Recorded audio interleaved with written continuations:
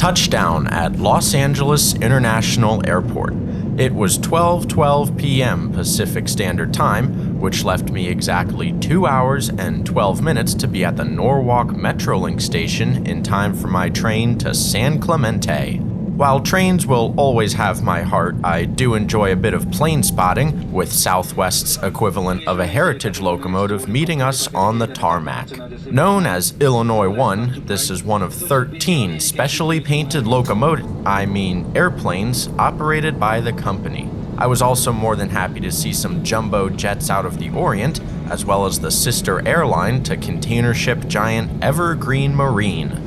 Finally on my own 2 feet, I was herded to the rideshare parking lot to wait for my Uber. Although I had originally planned to take the LA Metro to catch my train at Union Station, the delays began in Wilmington and reverberated into Los Angeles. This meant both the Metro and Union Station were out of the question, but luckily I figured I'd be able to jump across town and meet the train further into its journey.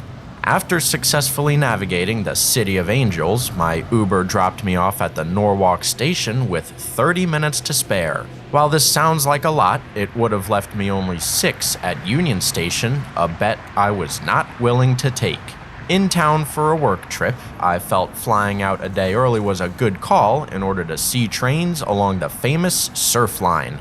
I have wanted to see the passenger trains hug the Pacific Ocean for as long as I've been a rail fan, and knew it was worth great lengths to capture on this trip. The excitement began as my train of destiny came into view. This is southbound Metrolink train 664, with service from Los Angeles Union Station to Oceanside. It's a 2-hour and 8-minute trip when all goes according to plan, as the giant F-125 locomotive number 940 guided 6 bilevels of various design down Track 4 at Norwalk.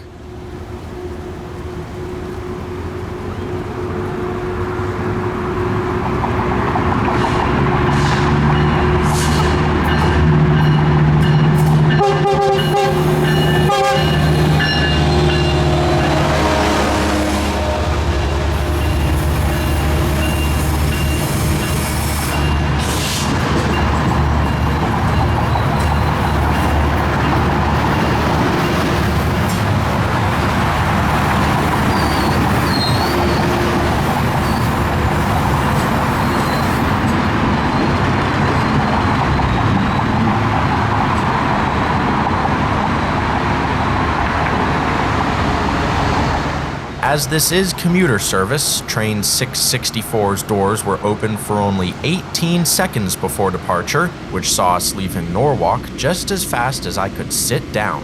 The locale is evident as we move south, passing innumerable shipping containers and distribution centers that feed off our nation's busiest land-to-sea terminals. Miles of stored well cars helped make up the landscape as we sailed south at a very impressive speed.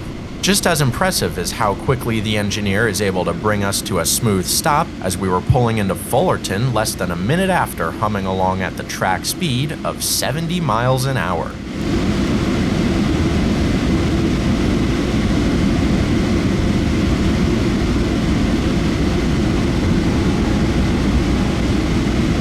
Fullerton Station, folks. Metrolink train 664 in service to Oceanside. Please use the handhold watch or step. Fullerton is the last stop before train 664 will be squarely on the Surfline. We're currently occupying BNSF's San Bernardino subdivision, running from its namesake into Los Angeles. Just 1,800 feet east of the station, our train will split off the BNSF main line and onto the Surfline. Formerly a high-priority Santa Fe passenger corridor, this beautiful section of track runs 119 miles from Los Angeles into San Diego's Santa Fe Depot. Ownership and operations are much more complicated than they were in the Santa Fe days, with trackage rights over the aforementioned BNSF line between LA and Fullerton, while the Orange County Transportation Authority owns the track into Oceanside, which sits just south of the county line. The North County Transit District owns tracks from Oceanside into San Diego, with BNSF and Amtrak holding trackage rights over the route. The NCTD and OCTA operate Coaster and Metrolink respectively, creating tandem commuter service along the Surfline between LA and San Diego.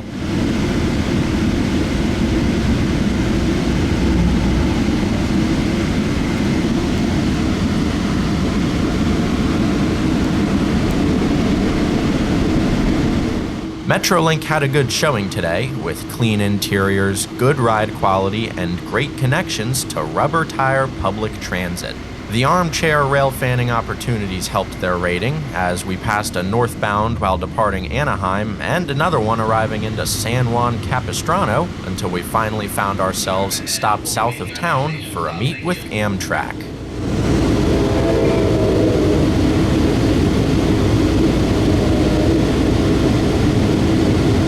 And there was my first look at Amtrak's Pacific Surfliner and their specially painted Siemens locomotives. It was also my first look at an Amtrak NPCU, but most importantly provided the first time I laid eyes on the Pacific Ocean.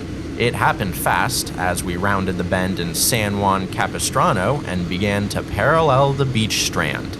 I was awestruck, as I've wanted to ride and photograph trains along this very piece of railroad for as long as I can remember. Few things beat a busy main line paralleling the Pacific Ocean with that beautiful blue water and trademark rock walls. For me, it seemed to be over just as quickly as it had begun, as the train dropped me at the San Clemente Pier station 1 minute ahead of schedule.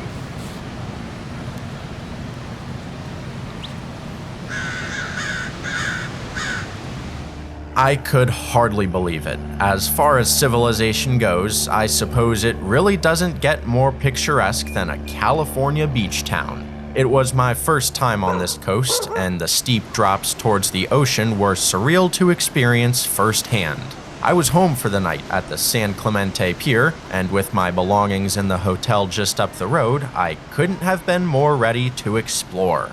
I had to ease my way into it, admiring the extreme beauty that is the California coast. I'm looking north at Dana Point, the location at which the Surfline joins the coast. This 9-mile stretch between Dana Point and San Onofre Beach is just one of 2 segments where the Surfline truly parallels the beach, with the San Clemente Pier easily being the most bang for your buck in terms of scenery and action.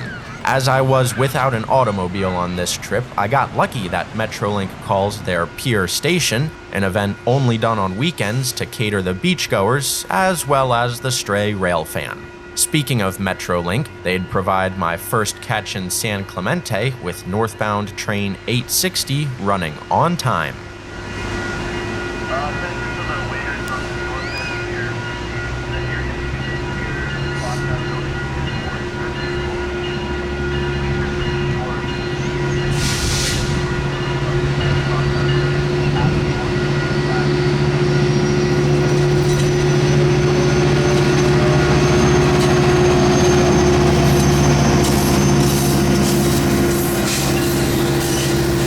On the bottom end of all Metrolink trains are 2 interesting rail cars. Second from the last, you'll notice an older bi-level with a yellow placard on the side, indicating it's a bike car, partially gutted on the bottom floor to accommodate passengers and their bicycles. And bringing up the rear is always one of the railroad's 117 uniquely built Hyundai Rotem cab cars. The walkability of San Clemente was incredible, as 860's departure found me happily making use of the footpath along the tracks and ocean. Although I don't believe it was constructed for rail fans, it was an invaluable tool this afternoon as I crisscrossed the tracks pushing on towards my next spot. Just off Boca del Cannon Drive, there sits a vacant lot overlooking the water, which spits out some short trails that make just as good beach accesses as they do railfan lookouts. It's not Cassandra, Pennsylvania, but this vista would do just fine. San Clemente is right about midpoint on the 9-mile stretch of beach track, and I had a view that outdid them all. The absolute cherry on top was the true beachside cliffs. I had never seen civilization built on anything like this and thought it all looked so pretty.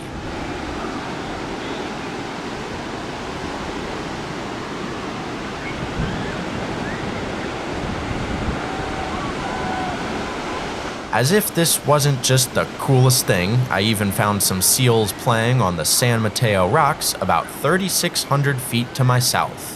Sublime was an understatement here, as a green signal brought even more good news. Although the trains had been running on time so far, I was about to experience the staggering trickle-down effect of delays caused by the beach track's single main bottleneck. It all started with a 33-minute late Amtrak train 580.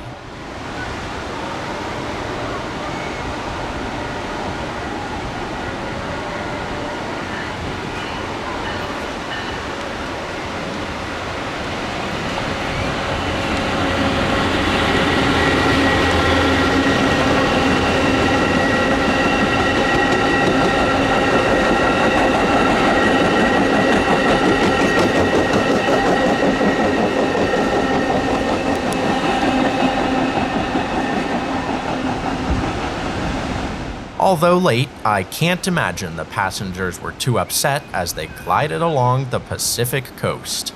Amtrak's Pacific Surfliner runs 351 miles between San Luis Obispo and San Diego, with up to 20 daily trips depending on location. While service is consistent no matter the day of the week, departures and arrivals north of LA are less frequent, with only half the trains venturing into SLO. Being an East Coaster, I found it intriguing that Amtrak trains were odd-numbered running north and even-numbered running south, while Metrolinks varied by service. This is the polar opposite of what I'm used to, serving as a reminder that I was extremely out of my element watching trains on the California coast.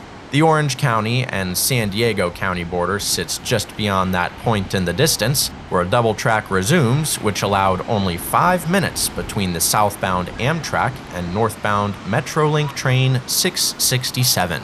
Just as Amtrak offers 2 services through San Clemente, so does Metrolink, with trains on their Orange County line calling stations between Oceanside and LA, while their Inland Empire to Orange County trains run between Oceanside and San Bernardino. Differentiating from Amtrak, Metrolink service is less frequent across the board on the weekends, with the OC service seeing 20 weekday trains and the IEOC Route 14, while weekends see only 8 and 4 trains respectively. I can't imagine how busy a weekday must be in San Clemente, because even with half the trains today, the main line was jammin'.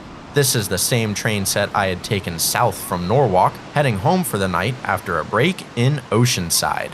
As the sole operator of the EMD F125, Metrolink activated their fleet of 40 back in 2017, ordered to replace 37 F59 variants. Nicknamed the Spirit locomotives, the creatively named engines are capable of reaching 125 miles an hour, putting out 4,000 horses in the process. Built to Tier 4 regulations, the beastly passenger engines also complement an active roster of 15 MP36PH-3C locomotives. That's a mouthful.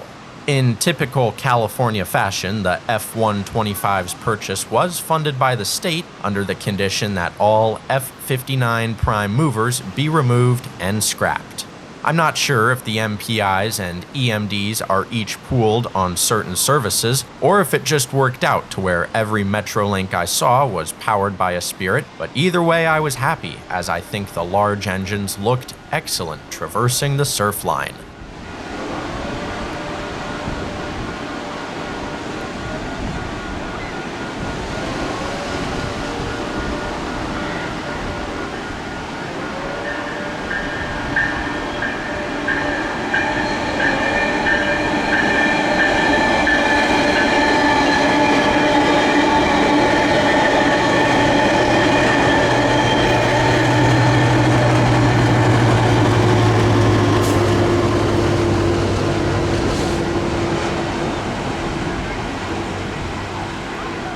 I could have stayed atop this cliff forever, but knew I needed to continue on if I wanted to maximize my exploration. Finally on the sandy side of the tracks, I didn't have to wait too long until southbound Metrolink 668 for Oceanside was approaching Lifeguard Stand 9.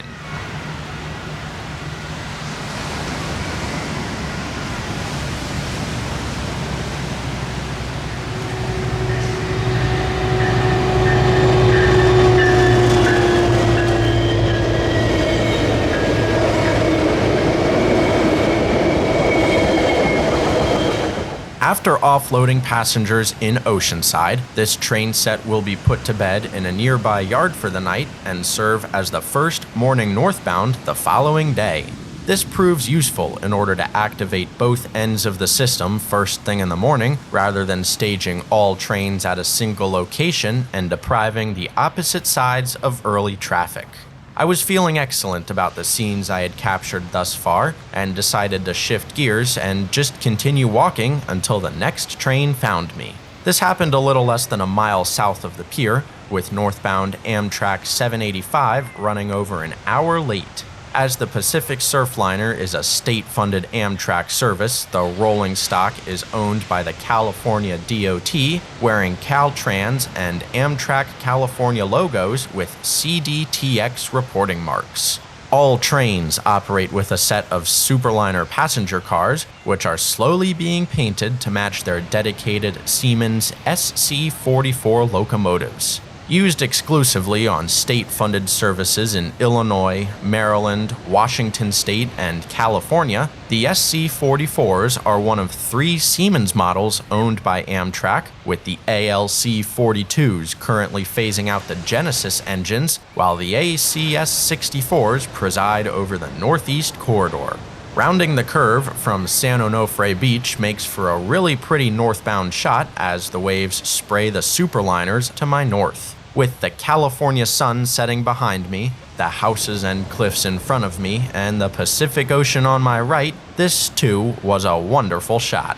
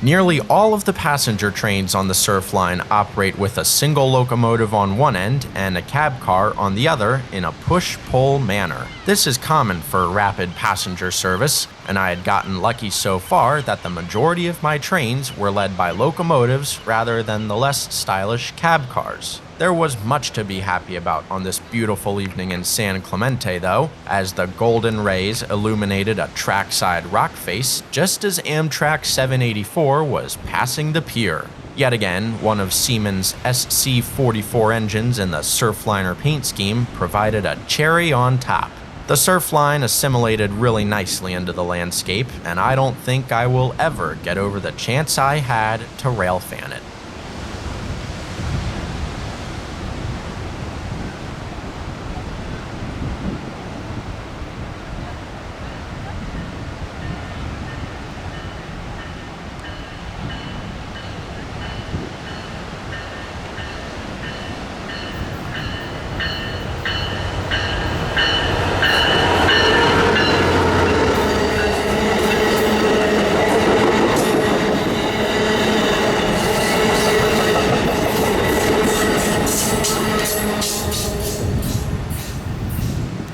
As much fun as I was having railfanning San Clemente, a large part of me wanted nothing more than to set the camera down and catch a wave. Having never seen the Pacific, this is one of my first sunsets over water as well, a picturesque scene that is only elevated by the California topography.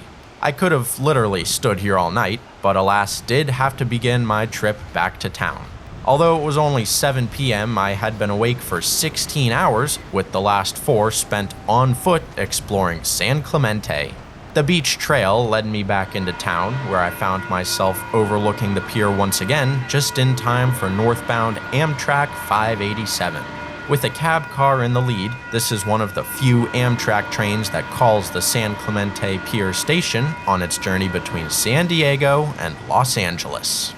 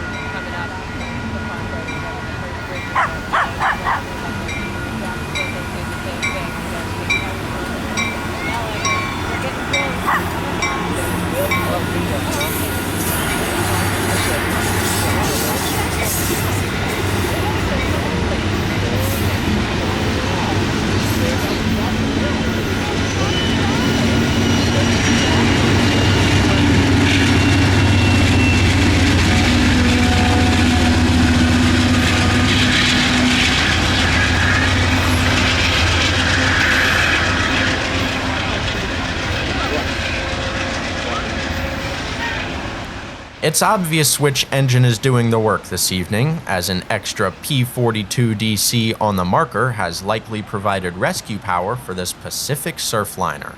I think the Genesis locomotives look and sound excellent, especially in the foreground of this insane San Clemente sunset, as a beachside fire takes the place of that in the sky. Although 587 was only 16 minutes late, I knew I had a while before my final train of the evening, so I decided to walk north until I couldn't go any further. Boardwalk maintenance had the trail temporarily closed, but my feet were tired and I was more than happy to take in the vista. As Dana Point glimmered to my north and the soothing sound of crashing waves took over the scene, I had nothing to do other than smile. After wanting to see trains hug the Pacific Ocean on the Surfline for nearly my entire railfanning career, I had done it, and on a fantastic day nonetheless. The ending to any fantastic day is often synonymous with pizza, and if it's a really fantastic day, that pizza comes with a train.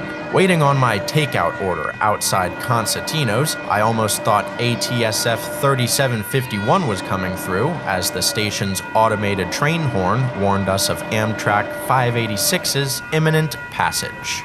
Breezing through the pier station, 586 had a surprise on the north end in the form of an XF40PH NPCU number 90225 in the Caltrans paint scheme. It's the same engine I saw from my Metrolink on the way down this afternoon, and I was happy to have gotten a better look at the unique engine before the walk back to my hotel. The next morning I was up early, toting my suitcase down Avenida Monterrey. About a mile later, I was on the water as the town of San Clemente rubbed its eyes awake on this sunny Sunday morning. Metrolink and I were well ahead of the beach town, as a company high rail ran what I assumed to be morning inspections before the action picked up. The Surfline is not immune to shifting terrain, having to shut down every few years for BNSF to run rip-rap trains in order to bolster the line's beachside stability. The high rail left me with enough time to poke around the station, sewn into the beach strand with some great artwork tying it all together. Metrolink wasn't the only one getting some practice mileage in, however, as an Orange County sheriff brought the golden light with it towards the county line.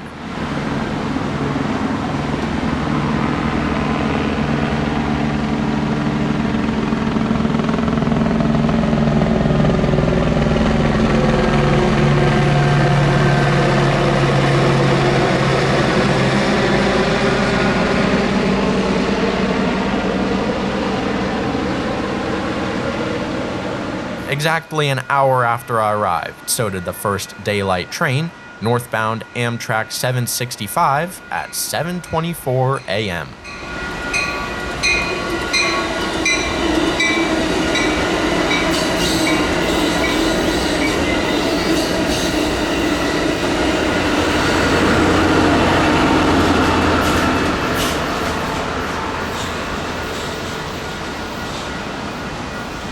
In addition to the train symbol conundrum, I also struggled to find rationale behind the orientation of train sets through San Clemente. Metrolink appeared to run their Orange County trains facing south and Inland Empire trains facing north, although Amtrak seemed like a completely mixed bag. I figure LA's stub-end Union Station may have something to do with it, but am unsure. The OC hadn't experienced any delays yet this morning, with an on-time Amtrak 562 providing the day's first southbound.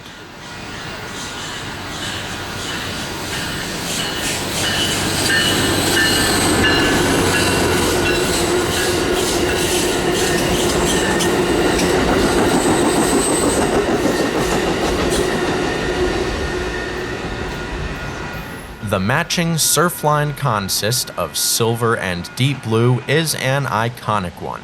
A defining feature of the Surfline's Siemens are their rear roof fins, ensuring a streamlined look between the engine and her train of superliners. As if the scene at San Clemente Pier isn't incredible enough, the vibrant hibiscuses sealed the deal. San Clemente is straight out of a movie, and I felt incredibly privileged to have visited for the night as I took one final good look around. My northbound Metrolink into the city was approaching, but a little bit of goodwill from the dispatcher gave Amtrak 564 priority on the single track.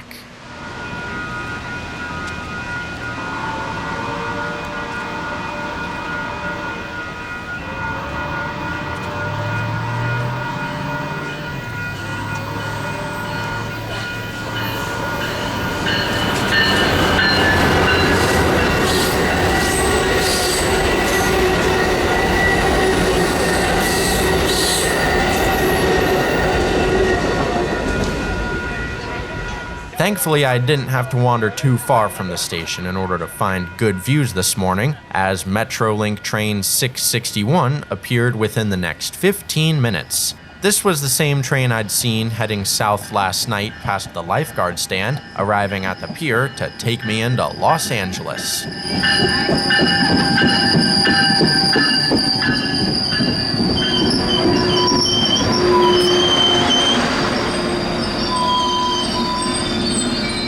The ride north was just as exciting as the southbound trip, gifting me lots of goodies on the way. These included a Santa Fe Jeep, BN Executive Mac, Amtrak 510 on a Surfliner, and one of BNSF's anniversary Gevos, although, of course, I didn't have time to whip out the camera for any of them.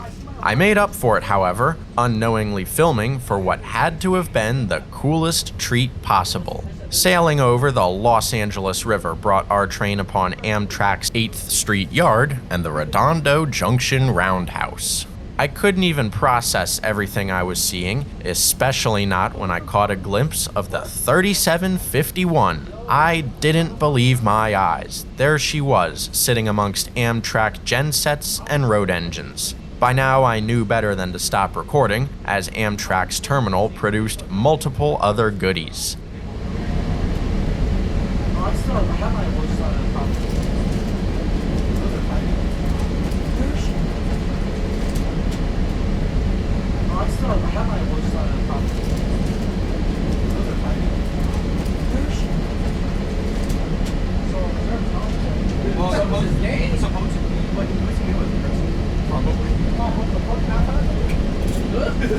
Watching me Gordon.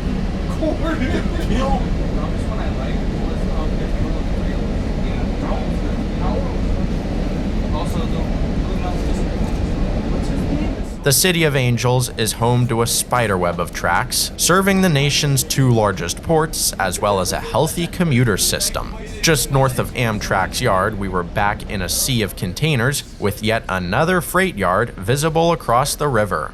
I truly didn't know where to look, but couldn't resist the deadline to my left. These are the tired, powerless EMDs that the spirits relieved of service years ago, serving little purpose aside from canvases for local graffiti artists. Research the first train. Nobody's back in 1988. Nobody's. Hey, 88 these Just around the corner from the deadline and alongside the Los Angeles County Jail, our train entered Union Station, straddled on both sides by a train. It was awfully busy here, and amidst all the ruckus, I didn't get as much of an opportunity to document as I would have liked, but did enjoy seeing one of Metrolink's MPI locomotives preparing to depart.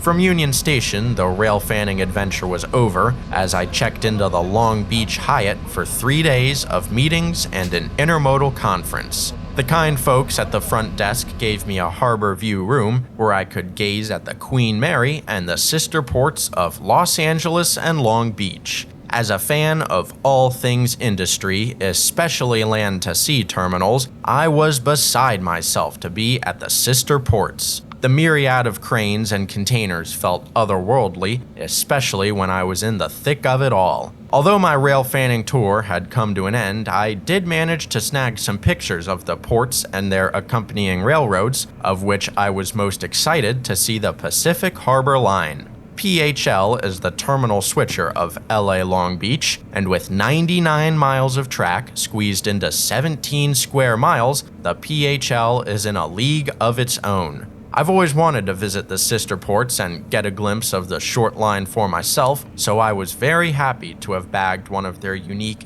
MP20C-3 engines, even if it was a less than stellar angle. This would conclude my Golden State railfanning, which had granted me the awesome opportunity to check off multiple items that had lived towards the top of my bucket list for years. Thanks for railfanning with me today. I hope you enjoyed watching trains along the Surfline as much as I did.